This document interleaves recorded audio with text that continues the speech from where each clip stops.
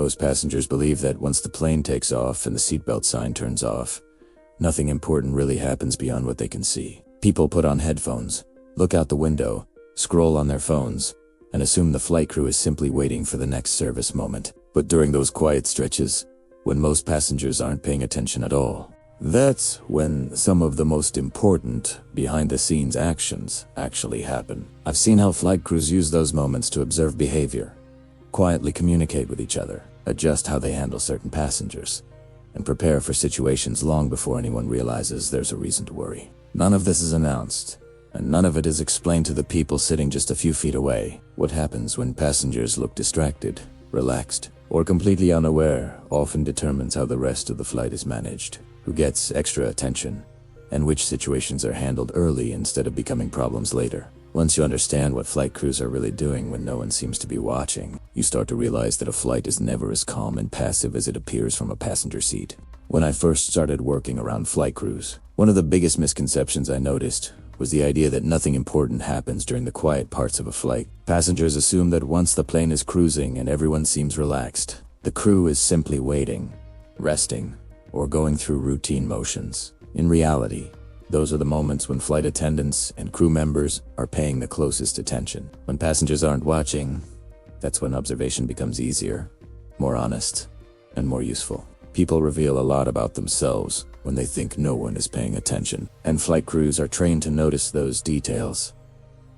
One of the first things we quietly watch is behavior patterns. Who is constantly standing up, who ignores seatbelt signs, who seems overly anxious, and who is unusually calm. These behaviors are not judged emotionally, but they are noted because they help us predict potential issues later in the flight. A passenger who appears distracted but calm may not need any attention at all, while someone who looks relaxed but repeatedly breaks small rules might require closer monitoring as the flight progresses. Another important factor is how passengers interact with their surroundings.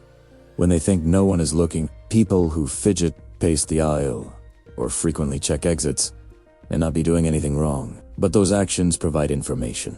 Flight crews are trained to spot stress responses that passengers themselves may not even recognize. These observations are not about suspicion, but about preparedness. The goal is always to prevent situations before they escalate. Quiet moments are ideal for this because passengers behave more naturally when they believe the crew is focused elsewhere. Communication between crew members also increases during these times. While passengers scroll on their phones or watch movies, the crew is often exchanging brief, discreet signals or comments about what they've observed. These exchanges are subtle and professional, designed to keep everyone aligned without causing alarm. We may quietly note a passenger who seems uncomfortable, someone who appears confused about safety procedures, or someone whose behavior could become disruptive later. None of this is announced, and passengers almost never notice it happening. Another thing flight crews do during these quiet stretches is adjust their approach to individual passengers. Service style is not identical for everyone. Some passengers benefit from reassurance and explanation,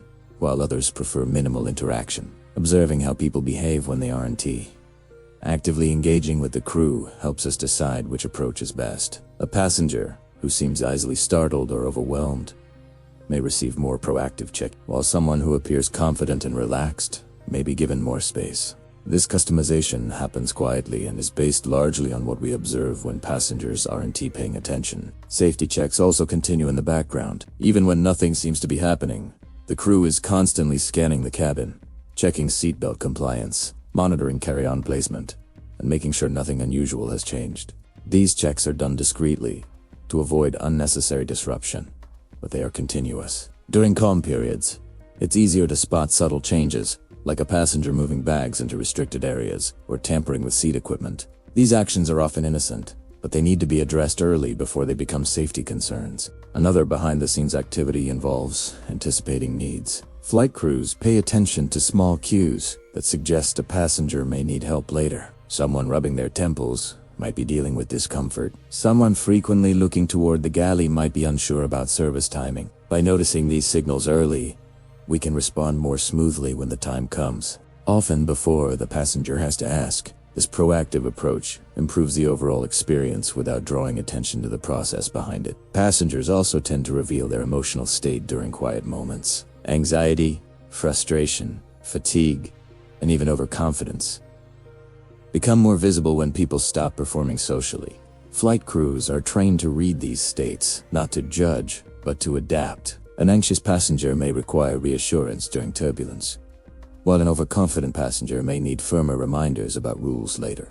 These adaptations are subtle, but they make a significant difference in how smoothly the flight runs. One of the most important reasons flight crews rely on quiet moments is that emergencies rarely announce themselves clearly at first. Small signs often appear before larger issues develop. A passenger who becomes unusually withdrawn, someone who shows sudden agitation, or someone who ignores repeated instructions can indicate a situation that needs attention. Catching these signs early allows the crew to act calmly and quietly, often resolving the issue before it affects other passengers. Most people never realize how much of a flight's safety and comfort is managed during moments that appear uneventful. The absence of visible activity does not mean the absence of attention. In fact, it often means the opposite. When passengers are distracted, relaxed, or simply not paying attention, flight crews are doing some of their most important work, quietly shaping how the rest of the flight will unfold.